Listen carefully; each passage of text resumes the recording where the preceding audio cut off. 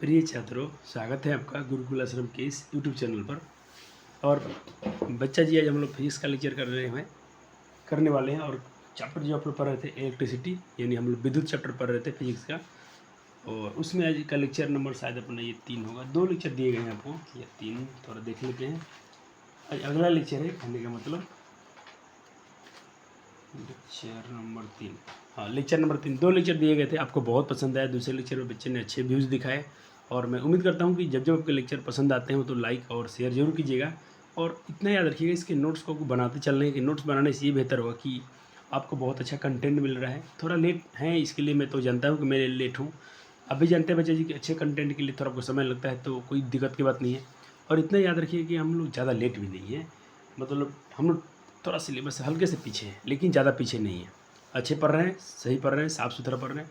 समय पर हम लोग समय सिलेबस ख़त्म कर लेंगे और आप अच्छे स्कोर कर लोगे।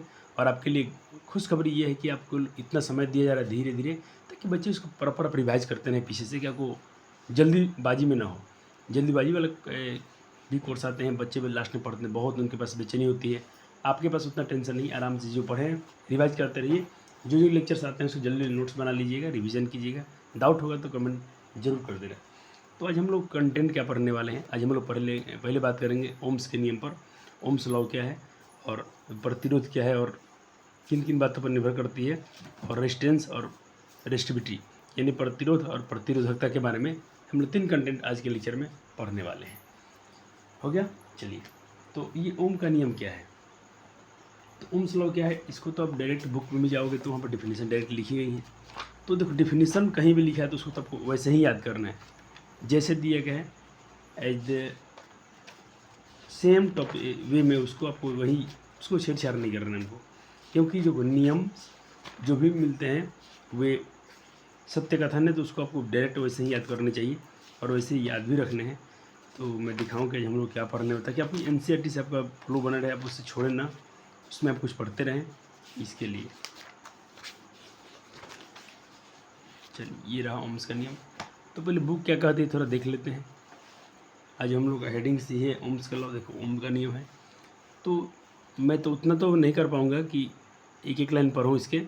और आप समझते हुए साइंस के विद्यार्थी जितने होते हैं कि ये एसएसटी तो नहीं है कि इसका प्रत्येक पंक्ति टीचर ही पढ़े। हाँ, इसका मेन टॉपिक पढ़ा देना बच्चों के लिए बहुत जरूरी है। ये सब कुछ बातें दी गई जरूर पढ़ लीजिएगा, थोड़ा अपने समय निकल आपको पूरे पढ़ने चाहिए। या कुछ ग्राफ भी दिया गया ओम्स के नियम का। कभी आपसे पूछ ले कि VI ग्राफ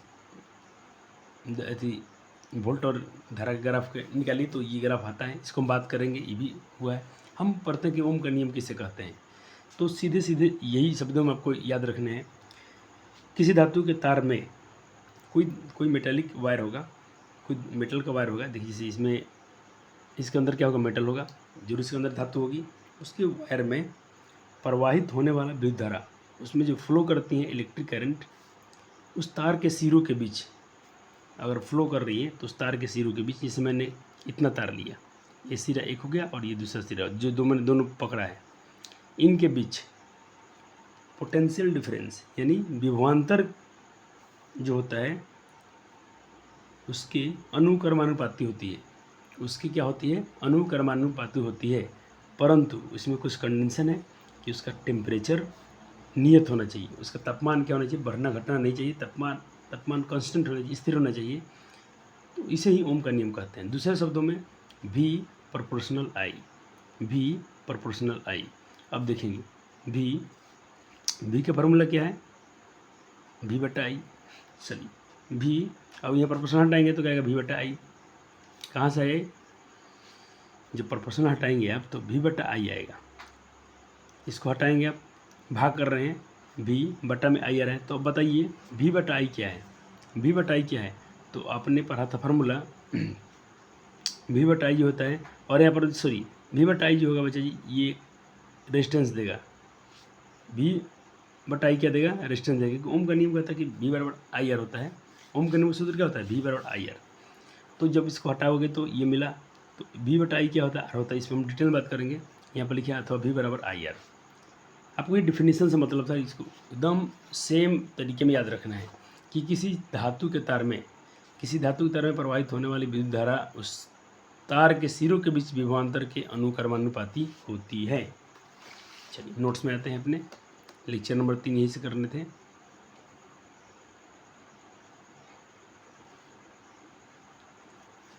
तो ओम का नियम क्या है भाई, ओम्स लॉ क्या है, बहुत इतने बार पूछा गया पेपर में। अब जब इसके क्वेश्चन में देखिएगा तो आपको मालूम चल जाएगा। एकदम बहुत प्यारा क्वेश्चन है, इंपॉर्टेंट है, बहुत बार पूछा जाता है कि किसी धातु के तार में प्रवाहित होने वाली विद्युत धारा उस तार के सिरों के बीच विभवांतर के अनुक्रमानुपाती होती है, यानी डायरेक्ट प्रोपोर्शनल होती है किसके, उस धारा के। परंतु इसमें कंडीशन है तापमान समान होना चाहिए, इसे ओम का नियम कहते हैं। दूसरे शब्दों में भी जो होता है प्रोपोर्शनल होता है धारा के, अपने पता ना, उसको धारा में जो चालक होता है धारा बहती है उसके अनुक्रमानुपाती होता है, डायरेक्ट प्रोपोर्शनल। ये कैंची ऐसे लिखना है, ऐसे, ये डायरेक्ट प्रोपोर्शनल। अब देखिए जैसे यहाँ पर भी प्रोपोर्शनल साइन हटाएंगे तो बराबर का साइन लाए, आई आर, ये उसका फार्मूला बन जाता है आई आर। लेकिन ये आर क्या है, आर है कांस्टेंट, ये आर नियत है, आर स्थिर होता है इसमें। ओम के नियम में आर क्या होता है बच्चे जी, स्थिर होता है। तो ये जो आर है इसको हम क्या बोलते हैं, रेजिस्टेंस। ये आर क्या है बच्चे जी, इसको बोला जाता है प्रतिरोध। आर को हम क्या बोलते हैं, प्रतिरोध। और प्रतिरोध का ऐसे मात्रा क्या होता है बच्चे जी, ओम होता है। ये ओम्स है ना, ओम साहब एक वैज्ञानिक थे, उन्होंने ये इसको किया था तो उनका नाम दे दिया गया ओम्स का नियम। ये क्या कह रहे थे, चलिए आपने इसको जहाँ पे लिखा आर, आर पर क्या होता है, रेजिस्टेंस। रेजिस्टेंस बोले तो प्रतिरोध, किसी का विरोध करना।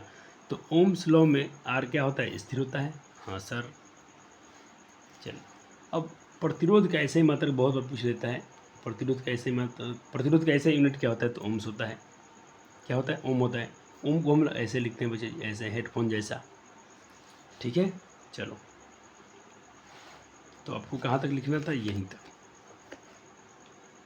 क्योंकि इसमें और को डिटेल में समझाया जाएगा। देखिए ना, आपको ओम्स लॉ का फील आते हैं, बिल्कुल आपको ओम्स लॉ के माथे में दौड़ेंगे, दिमाग में मस्तिष्क में छा जाएगा। देखिए ओम्स लॉ में आपको बिल्कुल डरने की ज़रूरत तो है नहीं।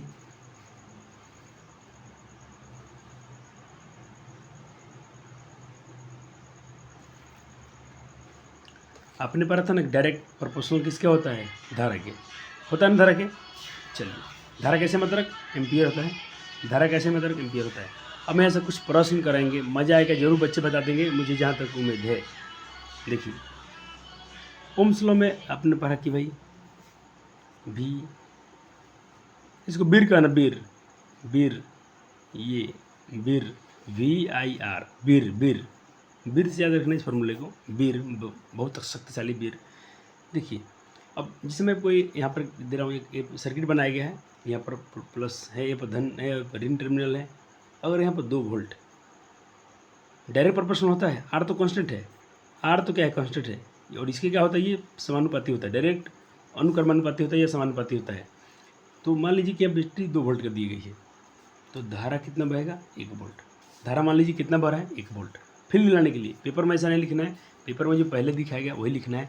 ये फील दिलाने के लिए फिजिक्स महसूस करने वाला चीज़ है, हम आपको देखिए महसूस दिलाते हैं, और मुझे उम्मीद है कि सारे क्वेश्चन का आंसर सही करेंगे।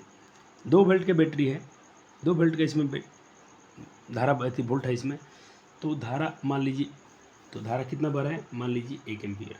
कितना बढ़ा है, 1 एम्पियर। कैसे हम अपने को कैसे बता दिया गया, V प्रोपोर्शनल I कैसे बोल दिया गया है, इसी को मैं आपको फिर ले रहा हूँ। अब चलिए 2 वोल्ट था तो 1 एम्पियर की धारा बह रही थी।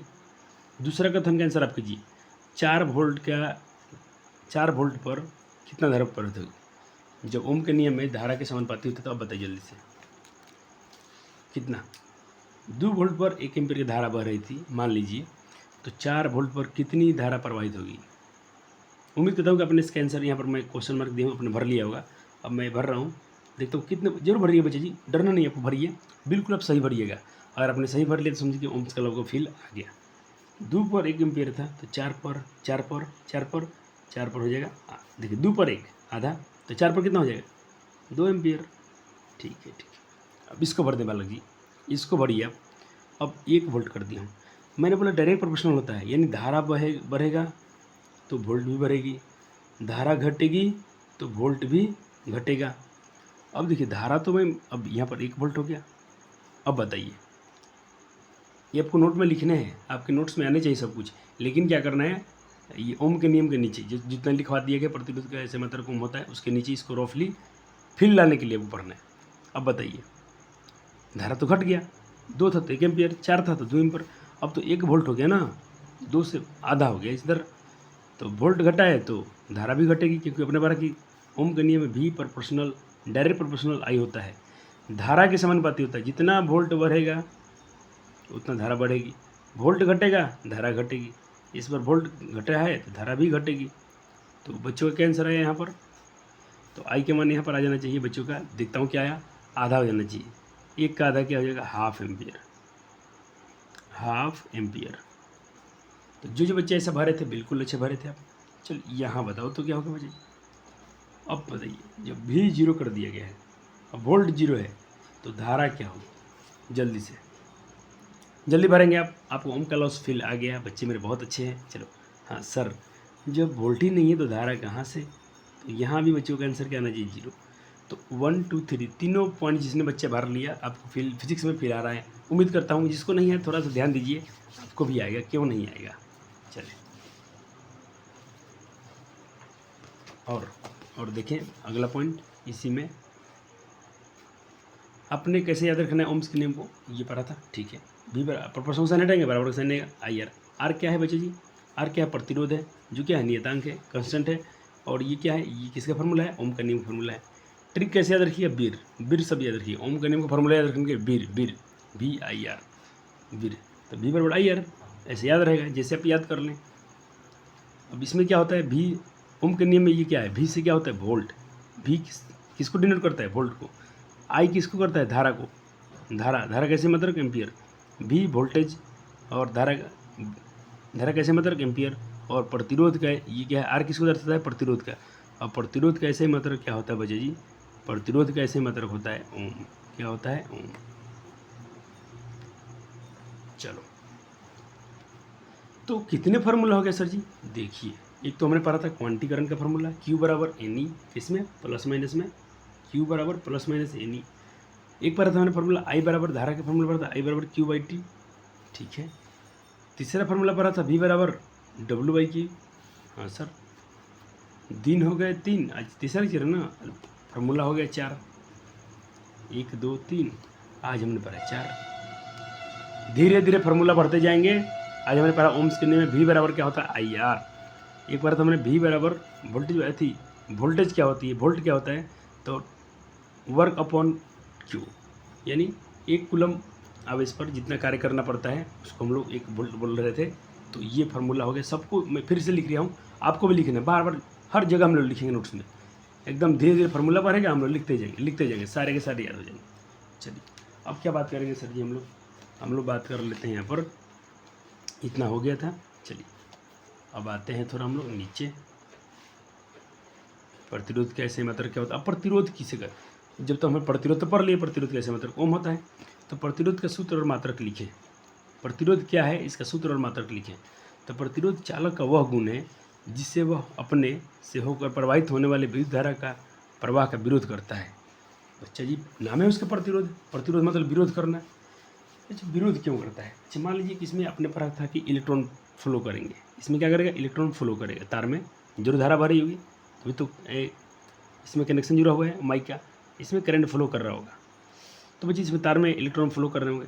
तो बच्चे जी बताइए, इलेक्ट्रॉन तो प्रोटॉन से और न्यूट्रॉन से बच्चे बहुत हल्के होते हैं, उनके बहुत मास हल्का होता है प्रोटॉन का, कितना 2000 गुना हल्के होते हैं। तो बताइए इसमें आसानी से जा पाएंगे इलेक्ट्रॉन इस रास्ते में, क्योंकि उनको जाना है। जब तक इलेक्ट्रॉन फ्लो नहीं करेगा धारा नहीं बहेगी। और क्या इलेक्ट्रॉन आसानी से प्रवाहित हो रही होगी क्या, नहीं, उसको बहुत टक्कर झेलना पड़ता होगा। इसको मैं आपको डायग्राम में समझाऊँ तो बहुत बेहतर समझ में आएगा।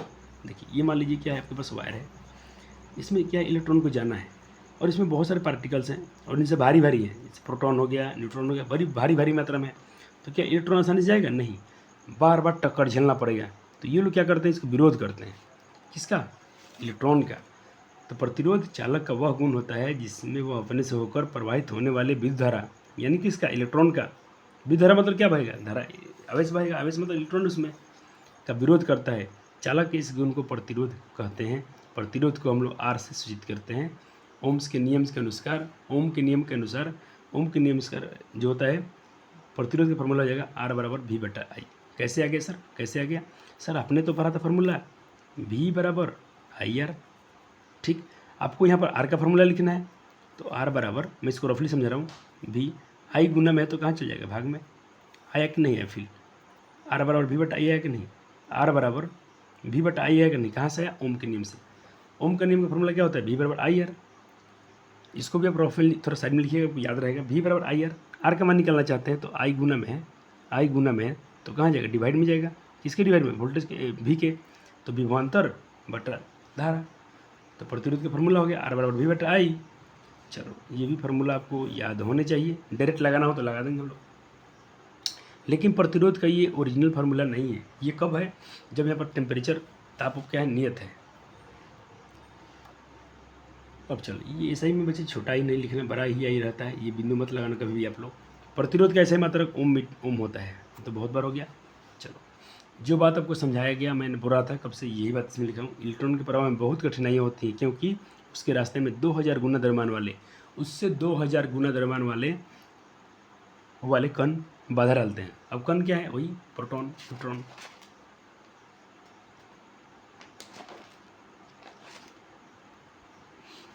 चलिए, अब एक इतना पढ़ा हमने, तो एक NCERT के एग्जाम्पल कर लेते हैं, एक न्यूमेरिकल किया जाए। बच्चे बहुत डरते हैं न्यूमेरिकल से आगे चल के, तो प्यारे बालक जी ना डरे, इसके लिए ऐसे काम किया जा रहा है। चलिए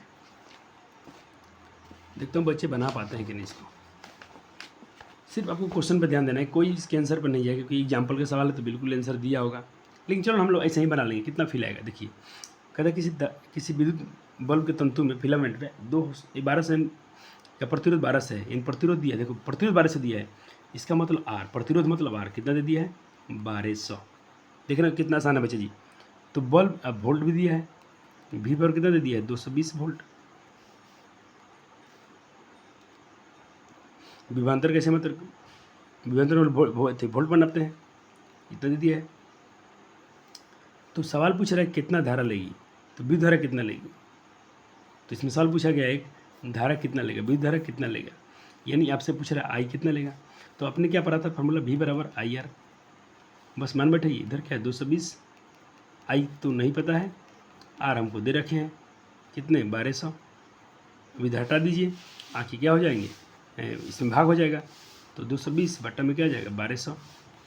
काट दीजिए इसको, जो है आपका आंसर है। देखिए यहाँ पर वही बनाया गया, हमें दिया गया इतना, लेकिन आपको कुछ नहीं लिखना है, ऐसे इसमें से नहीं बनाना है, इतना आया। और दूसरा पार्ट बना लीजिए। दूसरा पार्ट बोला है कि यदि किसी विद्युत की कुंडली हीटर में 100 प्रतिरोध 100 ओम है, अभी इसका स्रोत इतना है, तो भाई कितनी धारा लेगी। चलो, दोनों क्वेश्चन को हम नोट्स में बना दिए हैं, वहीं से आपको समझा रहे हैं। अपन बिल्कुल आपसे बन गया होगा, आपसे सवाल बन जाएगा, कुछ नहीं सवाल में, एकदम धुआं कर देना, दोनों सवाल बन जाएगा। देखो गिवन क्या है, ऐसा ओम के नियम से, बहुत अच्छे। I निकालना है, I निकालोगे तो बस R I निकालोगे तो R चल जाएगा भाग में। V का मान इतना है, R का मान बैठा दो, डायरेक्ट आंसर आ गया। लेकिन धारा आया है, तो धारा कैसे मात्रक? एम्पियर होता है। ये जो यूनिट तो भाई लगाना पड़ेगा ही। दूसरा उसमें एक और क्वेश्चन था, B नंबर, उसको बनाया गया है कि किसी कुंडली के हीटर में प्रतिरोध 100 ओम है। तो देखो फिर से बोला है 100 ओम। ओम किसका मात्रक होता है? प्रतिरोध का। तो R का मान 100। सर बहुत फीलिंग आ रहा है फिजिक्स से, मज़ा आ रहा है आजकल। वोल्टेज दिया है तो V दे दिया आपको, कितनी धारा लगी। I फिर से पूछ रहा है, फिर से वही काम कीजिए। I बराबर V बटा R, V के मान 220, R आपको 100 ओम दिया है, काट दीजिएगा, कटने छटने पर जो भी आएगा 200 में 2 आ रहा है, तो धारा कैसे मतलब एम्पियर होता है, तो धारा का भी मान एम्पियर में आएगा। क्लियर है। बच्चों को फ़ायदा हुआ कि नहीं हुआ? हुआ सर, बहुत फ़ायदा हुआ। चलिए अब हम लोग पढ़ेंगे टॉपिक। आप क्लास 9th में मेरा कभी लेक्चर देखे होंगे आप, तो वहाँ पर पढ़ाया गया है स्लोप, ढाल, ग्राफ। तो यहाँ पर हम लोग पढ़ेंगे VI ग्राफ, जो आपकी ये दिया गया था, ये आपके NCERT में ये दिया गया है, एकदम इम्पोर्टेंट है, तो इसको पढ़ के चलेंगे। पूछेगा ओम के नियम को ग्राफ द्वारा दर्शाइए, ओम के नियम को ग्राफ द्वारा सत्यापित कीजिए। तो ये ग्राफ है उसका, किसका? V विभवांतर और धारा के बीच में जो ग्राफ है, स्लोप निकालेंगे, ढाल निकालेंगे, और देखेंगे प्रतिरोध क्या होता है, क्या आता है, यहाँ से क्या फार्मूला आता है, VI का वक्र ग्राफ हमें क्या देता है, स्लोप क्या देता है। चलो ये टॉपिक लिख लिया आपने, चलो समझाते हैं, बिल्कुल एक बार में क्लियर हो जाएंगे। टेंशन नहीं लेना है आपको। चलो देखिए यहाँ से उसका रहा सॉल्यूशन। आपने पढ़ा स्लोप निकलना है, क्या निकलना है? स्लोप। और स्लोप क्या होता है बच्ची? ढाल निकलना। अब क्लास 9th में पढ़े थे हम, स्लोप में क्या कर रहे थे बच्ची? मान लीजिए कोई आपके पास ये एक्सिस है, एक ये एक्सिस है, ये मान लीजिए वाई एक्सिस है, ये एक्सिस है, इसका स्लोप निकालना है।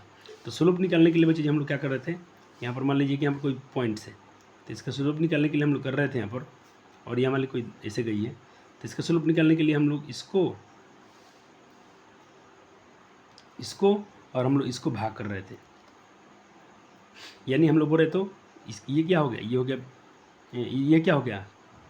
चढ़ाई। कितना चढ़ाई है? तो इसको बोल रहे थे, मान लो इसको वाई एक्स है और नीचे कितना, ये कहाँ तक चढ़ा है? यहाँ तक। तो हम लोग वाई बट्टा एक्स कर रहे थे, यानी वाई एक्सिस को एक्स एक्सिस से डिवाइड कर रहे थे, इसी को हम लोग स्लोप बोल रहे थे। और ये स्लोप जो होता है बच्चे जी देखिए ध्यान से, और इसको हम ट्रायंगल बनाएंगे तो ये क्या होगा? लंब। क्या हो जाएगा? लंब पी। और ये क्या हो जाएगा? आधार। अब बताइए जी, अपने अभी तो आपको त्रिकोणमिति पढ़ा दिया गया है, तो पी बटा बी किसका फार्मूला होता है? तो पी बटा बी फार्मूला होता है टेन थीटा। इसको लिखना नहीं, मैं सबसे समझा रहा हूँ आपको। पी बटा बी किसका फार्मूला होता है? टेन थीटा का।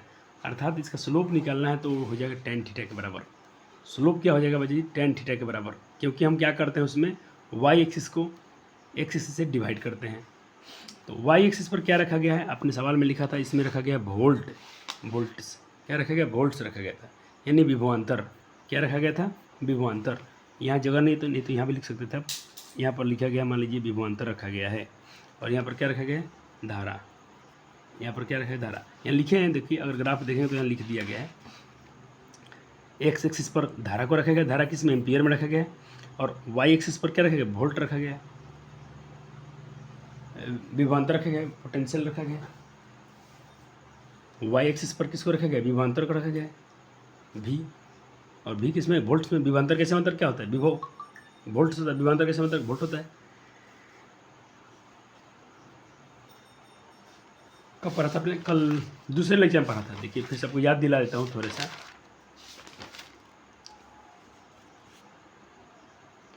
यहाँ पर था वोल्ट पर। देखिए अपने वोल्ट पढ़ा था कि बीच के विभवांतर होता है जो 1 वोल्ट के बराबर होता है। बिंदु विभवांतर को मापने वाले यंत्र को वोल्टमीटर कहते हैं।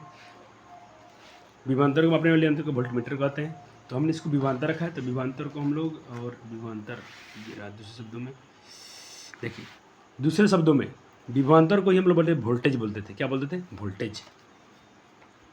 तो सब पिछला लेक्चर पढ़ के एकदम कंप्लीट, तभी इसमें प्रवेश आइएगा, नहीं तो बिल्कुल माथा पे चढ़ेगा ही नहीं। और प्लीज़ आपको इतना फील दिया जाएगा, आपको बहुत अच्छा लग जाएगा। टेंशन आपको नहीं लेना है। एक सेकेंड और रुकिए, मैं आपको थोड़ा ये दिखा दूँ पीडीएफ्स।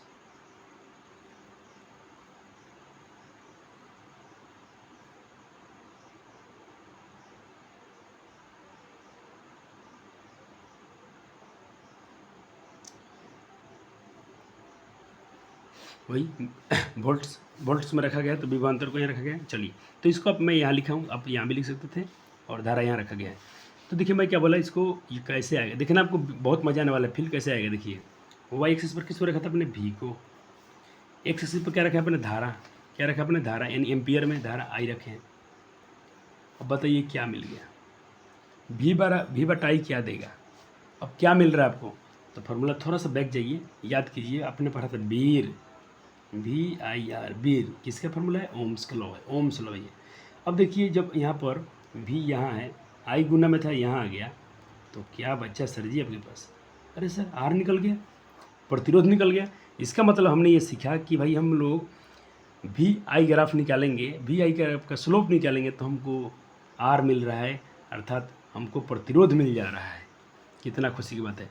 ये कहाँ से आया? ओम्स के लॉ से आया। फील आया कि नहीं आया बच्चा जी? सर मज़ा आ गया। चलिए बस ये थोड़ा सा ये आपको ग्राफ दिखा देना है। अगर पूछता है ग्राफ तो VI का स्लोप क्या देता है, तो हमें भाई प्रतिरोध देता है। इसको आप बना दीजिएगा। स्लोप एकदम ईजी है, आपको बहुत आसान से समझ में आ गया होगा। चलो आगे चले। चलो एक बहुत महत्वपूर्ण सवाल करने वाले हैं आपको।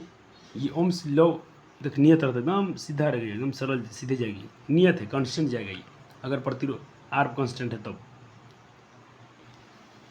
चलो अब देखिए क्वेश्चन है, बहुत प्यारा क्वेश्चन है, इसको लिखिए। ये रहा क्वेश्चन, को आप भी कर सकते हैं, लेकिन हम करेंगे तब नकल कीजिएगा। जल्दी कीजिए। क्वेश्चन नोट हो गया? क्वेश्चन नोट हो गया? प्यार वाला लीजिएगा। हाँ सर क्वेश्चन उठ गया, सर क्या कह रहा है? कुछ भी नहीं कह रहा है, एकदम जैसे पढ़ रहा है, पढ़ लीजिए।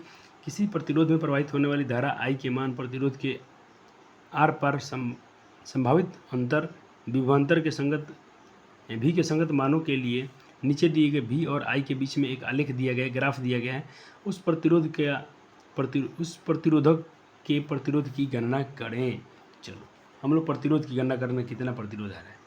चलो तो देखिए इसका सॉल्यूशन क्या होगा। पहले तो आपको ये दिखा दिया गया, ये ग्राफ दिखाया गया, तो ग्राफ को हम लोग प्लॉट करते हैं। बोला गया था 0.5 आप धारा कहाँ रखेंगे बच्चा जी? आप धारा कहाँ रखेंगे? आप धारा नीचे रखेंगे y एक्सिस पर, और वोल्ट कहाँ रखेंगे? y एक्सिस पर रख दिया सर जी, मान बैठे। इस पर 0.5 पर बोला था 1.6, तो 0.5 इसको अपन इतना मान लिया, इसको यहाँ 0.5 इसको बोल दिया 1, 1.5, 2, 2.5 धारा है। तो वोल्ट भी ऐसे सब बढ़ते जा रहा है, बढ़ते जा रहा है। तो इसको जब इस पर इतना हुआ, इस पर जाकर इतना हुआ, इस पर जाकर इतना हुआ, तो आपको एक सीधी रेखा प्राप्त होगी। इसको स्केल से कीजिएगा, अच्छा बनाइएगा, ठीक है। तो इसके लिए मिलेगा आपको 1 नंबर, इसके लिए मिलेगा आपको 1 नंबर। अगर इसका प्रतिरोधकता गणना करना है तो उसके लिए बस स्लोप निकाल दीजिए। क्या निकाल दीजिए? स्लोप। तो आपने स्लोप पढ़ा था, स्लोप पढ़ा था क्या होता है? y बटा एक्सिस। हम लोग स्लोप में क्या करते हैं? y एक्सिस को x एक्सिस से डिवाइड करते हैं। y पर क्या रखा आपने? y पर रखा आपने वोल्ट विभवांतर, और एक्सिस पर क्या रखा? धारा। और v बटा i क्या देता है? प्रतिरोध, आप जानते ही हैं। लेकिन ये डेल्टा का साइन है, इसको डेल्टा बोलते हैं। कुछ बच्चे को कहीं साइड में लिखना तो लिख लेना, ये डेल्टा का साइन है, ये त्रिभुज का साइन नहीं है त्रिभुज जैसा ही, लेकिन इसको हम लोग फिजिक्स में डेल्टा कहते हैं। डेल्टा मतलब होता है चेंज, डेल्टा मतलब होता है चेंज, यानी चेंज मतलब परिवर्तन। तो परिवर्तन क्या हुआ है? पहले मान लीजिए वोल्ट था इतना, अब हो गया इतना, तो इसको हम कहेंगे भाई ये अंतिम में से इनिशियल घटा देंगे। अंतिम क्या है? इतना। इसको बोले मान लेते V2, तो इसको V1 मान लेते हैं, तो V2 माइनस V1। धारा भी ऐसे ही, ये I2, ये I2, ये I1, क्योंकि चेंज हुआ है। इसमें से घटाएंगे तो ना परिवर्तन आएगा। कितना परिवर्तन आ गया? पहले इतना था, इतना हो गया है, पहले इतना था, इतना हो गया है, तो कितना का चेंज हुआ है? तो उसको अंतिम में से पहले घटाएंगे। चलिए V2 को मान लीजिए ये रहा, V1 ये घटा दीजिए, ठीक है। I2 ये रहा, I2 और I1 ये घटा देके देखिए कितना चेंज आया। तो इसमें इतना चेंज आ रहा था, इसमें इतना। डिवाइड कर रहे हैं, काट रहे हैं, तो इसको कटेगा 2, 3, 6, 3.2 बार में कटेगा। लेकिन ये क्या है? R दे रहा है, R दे रहा है, तो R का मान इसमें आता है, R का यूनिट क्या होता है? ओम। R का यूनिट क्या होगा? M। इतना करने पर आपको मिलते हैं पूरे 2 मार्क्स। अगर क्वेश्चन आपसे पूछा था, जैसे CBSE बोर्ड में इसको पूछा गया है, बहुत इंपॉर्टेंट है, CBSE बोर्ड वाले के लिए बहुत इंपॉर्टेंट है। तो कोई CBSE बोर्ड का बालक देख रहा है हमसे, तो बिल्कुल इसको आप ध्यान में रखिएगा। चलिए अब एक टॉपिक आएगा आपके लिए कि किसी चालक तार का प्रतिरोध किन किन बातों पर निर्भर करता है। बहुत बार पेपर में पूछा गया है, या तो MCQ में या तो सब्जेक्टिव में। तो 4 बातों पर निर्भर करता है। किसी चालक तार का प्रतिरोध 4 बातों पर निर्भर करता है। 3 पर डायरेक्टली और 1 पर ऐसे ही। 3 पर डायरेक्टली पर करता है। किस पर? एक तो चालक के प्रतिरोध के बातों निम्न बातों पर निर्भर करता है। चालक की लंबाई पर, यानी चालक जितना अच्छा मैं आपसे कहता हूँ, देखिए लंबाई पर क्यों। मान लीजिए किसी के, आप देखिए मोबाइल का तार, मान लीजिए इतना बड़ा तार है किसी का, आपने इस तार को निकाल कर इतना बड़ा तार, मान लीजिए आप इतना दूर तार पर बल्ब जलाते हैं, ठीक है, इतना बड़ा तार पर आप किसी बल्ब को जला रहे हैं। बाद में क्या किया अपने सेम उसी वोल्टेज पर आप बहुत बड़ा, इतना बड़ा तार, मान लीजिए इतना बड़ा, पहले आप जला रहे थे यहाँ से यहाँ तक तार पर, अब आप जला रहे हैं यहाँ तक, इतना बार वायर ले लिए, इतना बार वायर अपने तार की लंबाई बढ़ा दिया। तो आपने कहा कि तार की किन किन बातों पर प्रतिरोध निर्भर करता है? तो लंबाई पर। बड़ा तार कर देंगे तो प्रतिरोध बढ़ जाएगा, तो प्रतिरोध बढ़ेगा तो बच्चा जी वोल्टेज ज़्यादा, आपका ज़्यादा वोल्टेज खर्चा होगा, इसलिए तार छोटा रखना चाहिए। इसलिए मोबाइल के देखने केवल छोटे छोटे चार्ज होता है। चाहोगे कि नहीं हम तो प्लग लगा दें चार्ज में, बड़ा केबल किन के लाते हैं तो 20 मीटर वाला 100 के चार्ज करेंगे, चार्ज तो करेंगे, धारा आपका वोल्ट ज़्यादा खर्चा होगा।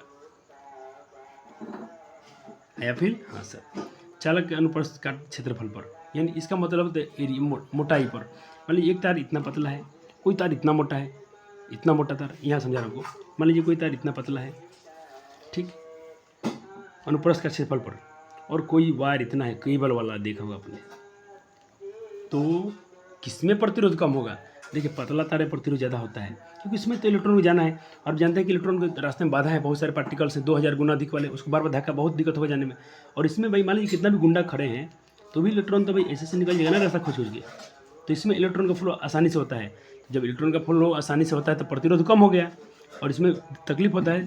तो अनुप्रस्थ काट क्षेत्रफल पर जितना मोटा होगा उतना प्रतिरोध कम होगा, जितना तार पतला होगा। इसलिए देखना मोटा तार लगाते हैं तो उसमें हम लोग तार गर्म कम होता है, और पतले तार लगाते हैं तो जल भी जाता है कभी कभी, वोल्टेज बढ़े लोड पड़ेगा तो तार जल जाएगा, इसलिए मोटा मोटा हम लोग वायर लगाते हैं। तीसरा उसके प्रकृति पर, चालक की प्रकृति, प्रकृति मतलब रो, प्रतिरोधकता, प्रकृति मतलब प्रतिरोधकता, प्रतिरोधकता को हम लोग रो से डिनोट करते हैं, रो ऐसे लिखा था, पी जैसा ऐसे लिखना, ऐसे लिखिएगा पी जैसा रो, इसको हम लोग प्रतिरोधकता कहते हैं, साइड में लिख दिया हूँ। और तापमान के वजह जिक्र ज़्यादा नहीं है, लेकिन क्योंकि आपने पढ़ा था कि नियत ओम का नियम आपको पढ़े नियत ताप पर, तो जब तापे नियत है तो हम यहाँ तापमान से बात नहीं करेंगे, लेकिन फिर ताप के बारे में थोड़ा समझ लेते हैं। ताप क्या, मान लीजिए कि ताप बहुत गर्मी है, तार में बहुत टेम्परेचर है, तो ज़्यादा गर्मी में आपसे कोई बोला जाए कि बहुत गर्मी है और उसमें से आप जाइए, बहुत गर्मी है, बहुत लोग यहाँ खड़े हैं, आप उसमें से पास करो, और ठंडी का मौसम है, अब आपसे बोला जाने के लिए, तो ठंडी के मौसम में आसानी से निकल जाओगे, गर्मी में आपको निकलने तकलीफ होगा। इसीलिए भाई अगर तापमान ज़्यादा हो जाएगा तो प्रतिरोध भी बढ़ेगा, प्रतिरोधकता बढ़ेगा। तो तापमान पे ज़्यादा, तीन पे तो डायरेक्ट कर रहा है तीनों, और एक तापमान पर भी। अब इनसे हम एक फार्मूला डिराइव करेंगे यहाँ से, तीनों इतना आपको पेपर में लिख के आना है, अगर लिखना हो तो आप थोड़ा इसको भी दिखा सकते हैं, तो आपको टैलेंट कहलाएगा। आपने पढ़ा कि आर जो होता है, रेजिस्टेंस जो होते हैं डायरेक्टली प्रोपोर्शनल होते हैं लंबाई के, लंबाई बढ़ाओगे तो प्रतिरोध बढ़ेगा, लंबाई जितना छोटा तार रखोगे उतना, जितने छोटे बार लंबाई के तार रखोगे उतना प्रतिरोध कम लगेगा, यानी प्रतिरोध कम लगेगा तो वोल्टेज आपको ज़्यादा मिलेगी। ये सब वोल्टेज रिलेशन है, प्रतिरोध बढ़ेगा तो वोल्टेज घटेगी। चलिए, क्योंकि अपने फार्मूले जो पढ़ा है V बराबर आई आर। अब देखो, प्रतिरोध बढ़ाओगे तो वोल्ट बढ़ेगा, प्रतिरोध घटेगा उतना वोल्टेज भी क्या होगी, घटेगी। तो जितना प्रतिरोध बढ़ाओगे, जितना प्रतिरोध बढ़ जाएगा तो वोल्टेज ज़्यादा लगेगी, और जितना प्रतिरोध घटेगा उतना वोल्टेज कम लगेगी। ठीक है सर। और दूसरा आपने पढ़ा कि अनुप्रस्थ काट क्षेत्रफल पर, यानी सेक्शनल एरिया पर, तो उसके होता है R1/A, R अनुपात ये ऐसा। देखो ये क्या व्युत्क्रमणपाती हो गया, इसको देखो, इसको बोलते हैं प्रोपोर्शनल, इसको बोलते हैं इनडायरेक्ट प्रोपोर्शनल। ये क्या है अनुक्रमणपाती, ये क्या है व्युत्क्रमणपाती, यानी जितना मोटा तार होगा, अब इसमें क्या होगा, एरिया बढ़ेगा। इसका मतलब, इस साइन का मतलब क्या है, 1/A लिखा है, इसका मतलब होता है कि एरिया बढ़ेगा, जितना मोटा तार होगा उतना प्रतिरोध क्या होगा, कम घटेगा, और जितना तार पतला होगा एरिया घटेगा। एरिया मतलब ऐसा, मान लीजिए कि ये इतना मोटा एरिया का था, ये एरिया है, क्षेत्रफल की नहीं है, और ये वाला एक मैंने आपको ये समझाया था, और मैं एक इसका एरिया इतना है, मान लीजिए तार का इतना मोटा वायर है, और एक मैं इतना लेता हूँ, तो किसका एरिया बढ़ा, इसका एरिया बढ़ गया तो इसका प्रतिरोध क्या होगा, कम होगा, इससे प्रतिरोध घटेगी। इसमें वही एरिया क्षेत्रफल कम है तो इसका प्रतिरोध बढ़ेगा, या वोल्टेज यहाँ ज़्यादा लगेगा। ठीक है, इसको इक्वेशन है कि इक्वेशन अपने दो माना, दोनों में आर था तो ठीक है, आप आर ले लिए, प्रोपोर्शनल है तो प्रोपोर्शनल ले लिए, इसमें क्या था एल तो एल ले लिया, इसमें क्या था ए तो एल लिया। ठीक है, अब इसको हटाना है, प्रोपोर्शनल हटाना, तो हम क्या करेंगे, आर बराबर, इसको हट के एक साइन आता है जिसको हम बोलते हैं रो। क्या आता है, रो, यानी जिसको हम बोल रहे थे प्रतिरोधकता, प्रकृति, नेचर, L/A, और यहाँ लिख दिया रो, इसको बोलते हैं प्रतिरोधकता। इसका ऐसा ही मात्रक भी ओम मीटर होता है, ओम नहीं होता, प्रतिरोध कैसे मात्रक ओम, प्रतिरोधकता का ऐसे मात्रक ओम मीटर होता है। चले, अब प्रतिरोधकता क्या होती है, रेजिस्टिविटी क्या होता है, तो देखिए इसका डिफिनेशन यहाँ से लिख लीजिएगा। कहते हैं 1 मीटर भुजा वाले घन में के विपरीत फलकों से धारा गुजरने पर जो प्रतिरोध उत्पन्न होता है उसे हम लोग प्रतिरोधकता कहते हैं। देखो प्रतिरोध तो अलग चीज़ है, वो तो रेजिस्टेंस है, प्रतिरोध है, एक का नाम है प्रतिरोधकता, ये हमेशा विरोध करेगा, इसके काम है विरोध करना। जैसे मान लो कि आप एक बहुत ज़्यादा खाने वाला इंसान है, उसको तो ज़्यादा ही खाना पड़ेगा, तो इसका नाम है प्रतिरोधकता, ये खूब प्रतिरोध करेगा। और एक प्रतिरोध जो होता है तो विरोध करने की मतलब कोई अपने से धारा होने वाली धारा को क्या करता है, विरोध करता है, लेकिन प्रतिरोधकता भाई विरोध करेगा ही करेगा। तो प्रतिरोध और प्रतिरोध में हल्के से अंतर है जो इसका है।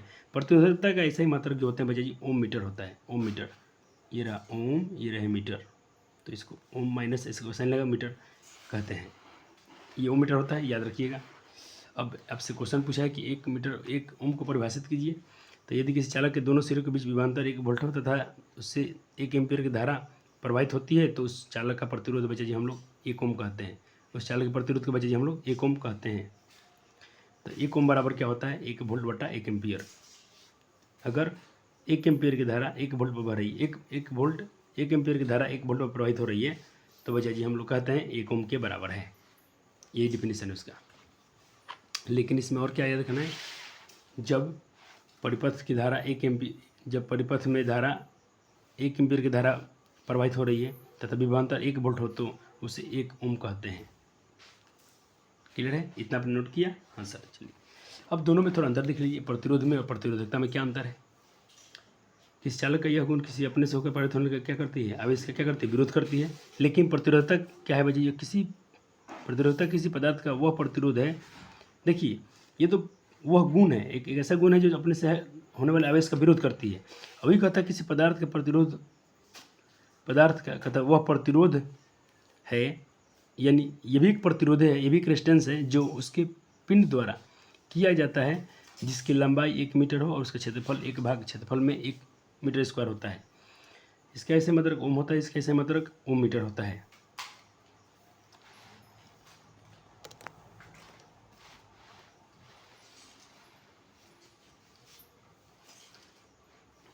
प्रतिरोध पदार्थ की लंबाई तथा अनुप्रस्थ का क्षेत्रफल के पर निर्भर करता है। ये अनुप्रस्थ कहते हैं एक चालक के एकांक लंबाई तथा एकांक अनुप्रस्थ क्षेत्रफल द्वारा उत्पन्न होता है। ये उत्पन्न होता है, ये इस पर निर्भर करता है। इसे हम लोग आर द्वारा डिनोट करते हैं, इसे हम लोग रो से डिनोट करते हैं, इसे हम लोग रो से डिनोट करते हैं। बीमीय सूत्र जरूरत नहीं पड़ता है, इतना ही 4 ही याद रखिए चल जाएगा। बीमीय सूत्र एक्स्ट्रा नॉलेज के लिए याद रखें, ऐसे ये उच्च क्लास में आपको जरूरत पड़ेगा। यहाँ 10वां लेवल तक जरूरत नहीं है, 10वां लेवल तक 4 पॉइंट याद रखिए, काम हो जाएंगे। अब प्रतिरोधकता का कोई बोले कि यूनिट जो पर बार बार कि ओम मीटर आता है, कैसे आता है, तो भाई इसको बिल्कुल एकदम साइंस वाले बच्चे हो तुम लोग, तुम निकाल के दिखा दोगे उसको। आर बराबर अपने प्रतिरोधकता कहाँ रही थी, प्रतिरोधकता कहाँ आ रहा था इस फार्मूले में, आर बराबर rho upon L A, R बराबर रो एल अपॉन ए, वहाँ से आ रहा था। उसको आप लगाएंगे फार्मूला को, आर का आर है, ठीक है। आपने क्या निकाल, रो बाहर किया, इसमें से रो बाहर करेंगे तो ये दोनों गुना में है तो कहाँ चल जाएगा, भाग में चल जाएंगे। ए चल गया ऊपर और ये एल था ऊपर तो आ गया नीचे, ठीक है। और क्या हुआ, अब आर ए अपॉन एल ऐसा आया, तो आर भाई क्या होता है, आर कैसे मात्रक, प्रतिरोध कैसे मात्रक ओम होता है। एरिया एरिया एरिया कैसे मात्रक क्या होता है, मीटर स्क्वायर, और लंबाई किस में होता है, मीटर में। तो 1 मीटर से 1 मीटर कट गया तो ओम मीटर आया कि नहीं आया, देखा जादू। तो आप लोगों को कुछ रटना नहीं पड़ रहा है, ये है फिजिक्स वाला कंटेंट, बिल्कुल बच्चे धुआं धुआं छोड़ा देंगे। आपको एक सारणी बता रहे हैं कि ये आपको याद रखने हैं, भाई याद नहीं रखना, देखना है, मतलब हो सकता है कि पेपर में दिया जाए, लेकिन वहाँ से क्वेश्चन पूछेगा जो मैं आपको बात कर लेता हूँ। ये सारणी आपको अपने बुक में है, थोड़ा लर्न कर लीजिएगा। और जिन बच्चों को बस NCERT नहीं होगा उसको आप लोग ये लिख लेंगे, ऐसे जब पेपर में पूछेगा तो सवाल आपको दिया रहेगा। देखिए सिल्वर का प्रतिरोध क्या दिया है, इतना दिया है, 1.6 गुना 10 के पावर -8, ये दिया है इतना। तो सबसे ज़्यादा प्रतिरोध किसका कम है, देखो इस सबका प्रतिरोध बढ़ रहा है, प्रतिरोध बढ़ रहा है, नीचे जाओगे तो प्रतिरोध बढ़ते बढ़ते बढ़ते बढ़ रहा है। तो सबसे किसका प्रतिरोध कम है, सबसे कम प्रतिरोध है चांदी का, किसका, चांदी का, सिल्वर बोले तो चांदी। इसीलिए आपसे पूछा जाए प्रतिरोध कम है तो इसमें धारा ज़्यादा बहेगी, प्रतिरोध सबसे कम है तो धारा इसमें सबसे ज़्यादा बहेगी। तो आपसे क्वेश्चन पूछा जाए कि सबसे सर्वश्रेष्ठ चालक कौन है, तो आप कहिएगा चांदी, क्या कहिएगा, चांदी। देख लिया आपने, यहाँ लिखा है नीचे कि आपको याद करने की आवश्यकता नहीं है, इन मानों का उपयोग करके आप अंकीय प्रश्नों को हल करने के लिए कर सकते हैं। कहता कुछ क्वेश्चन जब बनाएंगे तो इस मान को आप याद करके बना सकते हैं, लेकिन याद रखें तो मुझे कुछ याद रखना जितना से याद हो जाए, टाइम मिले थोड़ा थोड़ा देखना, ज़्यादा प्रेशर नहीं लेना है। ये भी जब हम लोग क्वेश्चन से बनाएंगे तो ज़रूरत पड़ सकता है। चलो अब हम लोग कुछ क्वेश्चन आंसर करें। देखिए चैप्टर तो अपने चला है इलेक्ट्रिसिटी, ठीक है। तो एल लंबाई और आर प्रतिरोध के तार को खींचा गया है, उसको खींचकर दुगना किया गया है। तो भाई मान लो कि पहले लंबाई एल था उसको दुगना किया गया, तो भाई उसका क्षेत्रफल आधा हो जाता है। तो बताइए एक उसका प्रतिरोध परिवर्तन क्या आएगा और उसकी प्रतिरोधकता में क्या परिवर्तन होगा। तो देखते हैं दोनों में क्या प्रतिरोध में प्रतिरोधकता में क्या क्या परिवर्तन आ रहा है। चलिए सवाल लिख लीजिए। चलिए पहले लंबाई एल था, आपने दुगना कर दिया, ठीक है। एरिया था, पहले अपने एरिया को आधा कर दिया, सर आधा कर दिए। तो भाई एल अपॉन ए, एल बटा ए क्या होता है, ऐसा फार्मूला। आर बराबर जब इसका प्रतिरोध आर था तो रो अपॉन एल ए, ऐसा, ये ए नीचे रहेगा, रो और ये दोनों ऊपर रहेंगे, रो अपॉन एल ए, ठीक है। लेकिन दूसरा बार ये तो पहले का था, नए में अपने क्या किया, तो इसको नया प्रतिरोध आ रहा है तो इसको हम आर डैश कहेंगे। रो तो रो रहेगा, एल एल कितना है बच्चे जी, 2L। फार्मूला क्या होता है, रो एल ए क्या है बच्चे जी, A/2 है। ये दो कहाँ चल जाएगा, ऊपर, तो क्या हो जाएगा, दूना 4L A, ठीक है। पहले का प्रतिरोध तो ये था, अब नया वाला क्या हो रहा है इसको हम देख रहे हैं, प्रतिरोध में क्या परिवर्तन आ रहा है, नया प्रतिरोध क्या आ रहा है उसको हम लोग देख रहे हैं। तो R डैश 4L A। अब बताइए इसको देखिए थोड़ा बच्चे, रो एल ए क्या होता है आर, ये तो 4 4 हो गया, रो एल ए क्या हो गया फिर से आर, क्योंकि ये फिजिक्स में इसका वैल्यू ये दिया गया। पता है आपको न्यूमेरिकल, चाहे हम लोग को न्यूमेरिकल क्यों नहीं था, हम लोग उसको ध्यान नहीं देते हैं। देखिए रो एल ए क्या है आर होता है, तो ये 4 तो है, यानी जो नया प्रतिरोध है उसमें 4 गुना का परिवर्तन आएगा। तो प्रतिरोधकता में क्या परिवर्तन आएगा सोचो तो, प्रतिरोधकता में क्या परिवर्तन आएगा, तो प्रतिरोधकता में कोई परिवर्तन नहीं है, क्योंकि भाई वो तो उसका गुण होता है, अपने पर डिफिनेशन पर था, प्रतिरोधकता तो उसका गुण होता है, इसमें कोई चेंज आता नहीं है।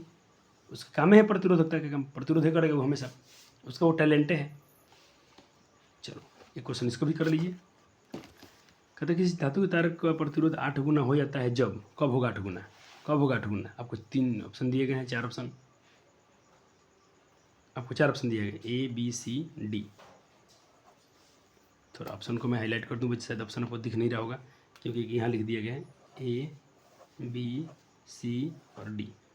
कब 8 गुना हो जाएगा, चारों में सोचिए तो देखिए लंबाई दुगुना हो जाती है, ठीक है, लंबाई अब दुगुना करते हैं तो यहाँ बनाया गया है आर और ले, तो कोई फायदा नहीं, ठीक है।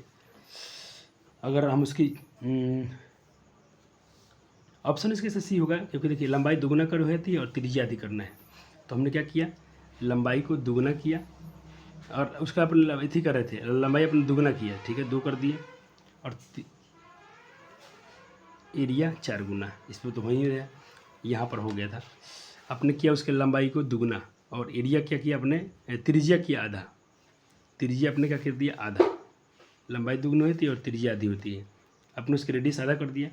तो रेडियस आधा करेंगे तो क्या होगा बच्चे जी, मान लीजिए तार क्या होता है, तार तो वृत्ताकार होता है ना, ऐसा मैं ऐसे तार की बात कर रहा हूँ, जूम करते जब तार काटा जाए तो उसका ऐसा क्षेत्र वृत्त ऐसा है, तो अपने आर क्या किया आधा किया है, तो इसका क्षेत्रफल क्या हो जाएगा पाई आर स्क्वायर, तो पाई आर बोले तो आर बटा 2 का स्क्वायर, तो पाई आर स्क्वायर बटा 4, यानी क्या हो जाएगा 4 पाई आर स्क्वायर, 4 मान लीजिए ऊपर चल जाएगा, तो आर डैश जो आएंगे बच्चे जी रो अपॉन दुगुना किए हैं और एरिया को अपने क्या किया आधा किया है, तो क्षेत्रफल कितना होगा बच्चे जी 4, क्षेत्रफल में कितना परिवर्तन है 4,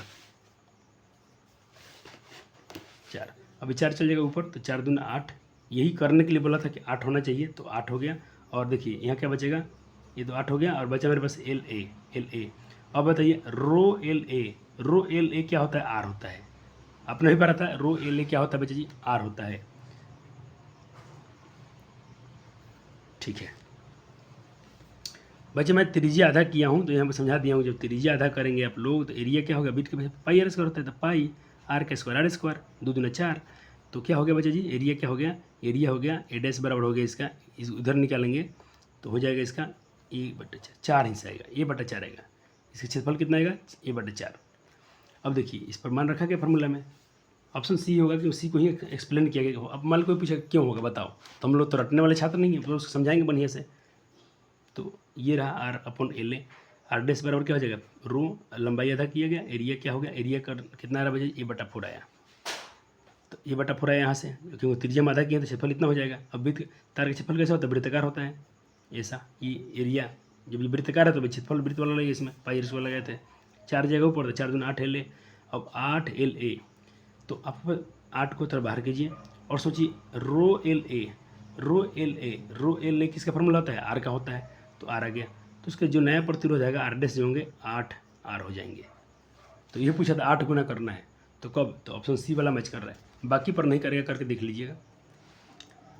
कहता एक तार को इस प्रकार खींचा जाता है कि उसकी त्रिज्या आर से 2 आर में बदल जाती है, तो इसका आंसर क्या आएगा 1/4 टाइम्स आएगा, और इसका एक्सप्लेनेशन यहाँ कर दिया गया है, सब कुछ समझाएगा, यहाँ रटवाएंगे कुछ भी नहीं, यहाँ फिजिक्स में न्यूमेरिकल सारे का पहले त्रिज्या ऐसा था उसको दुगुना कर दिए हैं, तो जब इसका आर था तो R1 हो गया था, अब जब इसको अब 2 आर गया तो इसका आर डैश 2 आर हो गया था, तो रो अपन एल ए बार वही फॉर्मूला लेंगे, और ये किस पर निर्भर करता है डायरेक्ट प्रोपोर्शनल उसके क्षेत्रफल पर करता है, तो R1/R2 यानी ये R1 बटा AR2 बटा क्या हो जाएगा बच्चे जी A2, यानी ये एरिया इसका दूसरे का क्षेत्रफल बटा पहले का क्षेत्रफल, तो दूसरे का क्षेत्रफल क्या हो जाएगा पाई आर स्क्वायर, और इसका होगा पाई से पाई काट देना, और R2 का स्क्वायर और R1 का स्क्वायर, बचे क्या है R1 हम R2 का रेशियो निकाल रहे हैं, तो देखिए यहाँ R2 का वैल्यू क्या है, R2 का वैल्यू है इसका त्रिज्या कितना है 2R, तो 2R का स्क्वायर, और R1 की त्रिज्या कितना है R है, तो R का स्क्वायर, तो 2 दूना 4 स्क्वायर, ये R square, R square 4 square गया 4 बचेगा।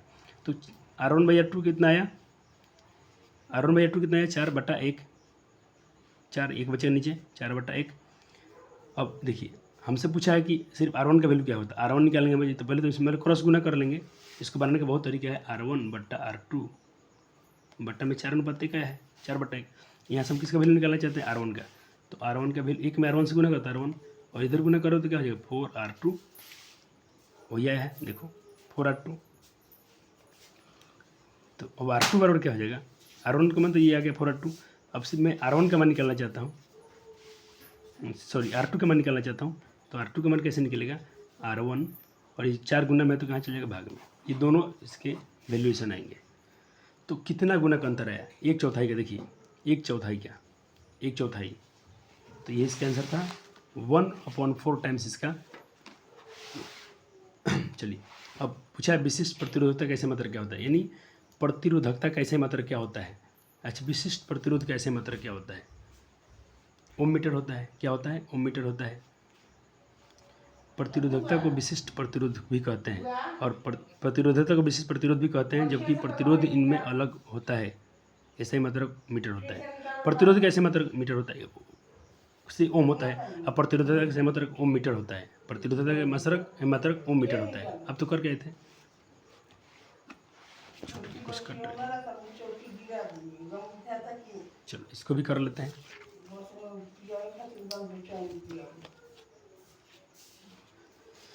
कहते किसी इसको बच्चे जब थोड़ा करके देखिएगा, किसी चालक तरह का प्रतिरोध 5 ओम है, यानी R दे दिया है, उसकी लंबाई 3 गुना कर दिया, तो उसका प्रतिरोध बच्चे ऐसे क्वेश्चन आपको नहीं मिलेंगे, उसमें एनसीईआरटी में नहीं दिया होगा, लेकिन आपको टॉप लेवल पढ़ाया जा रहा है, तो बिल्कुल, क्योंकि मेरे प्यारे बच्चे आगे चल के नौकरी करें, जॉब करें, इसीलिए तो इस एक्सप्लेनेशन यहाँ कर दिया हूँ, आप मिला लीजिएगा।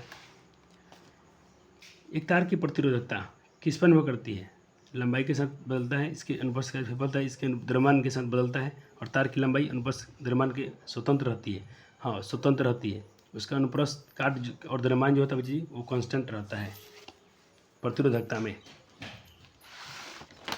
तो आज के लेक्चर में इतना ही बच्चे, मिलेंगे हम लोग अगले लेक्चर में। तो मैं यहाँ पर बोलता हूँ थैंक यू। थोड़ा क्लास से बच्चे आ गए हैं ऑफलाइन, तो इसके लिए थोड़ा लेक्चर को मैं यहीं पर एंड कर रहा हूँ। जो भी डाउट होगा जरूर, मैं थोड़ा सा अंत में मुझे पता है कि मैंने थोड़ा स्पीड बढ़ा दिया था, लेकिन अभी जो भी कमेंट होगा उसको कर दीजिएगा। अगले लेक्चर में इसको हम लोग वहीं से रिकॉल कर लेंगे, रिवाइज कर लेंगे, आपकी डाउट क्लियर हो जाएगा। धन्यवाद।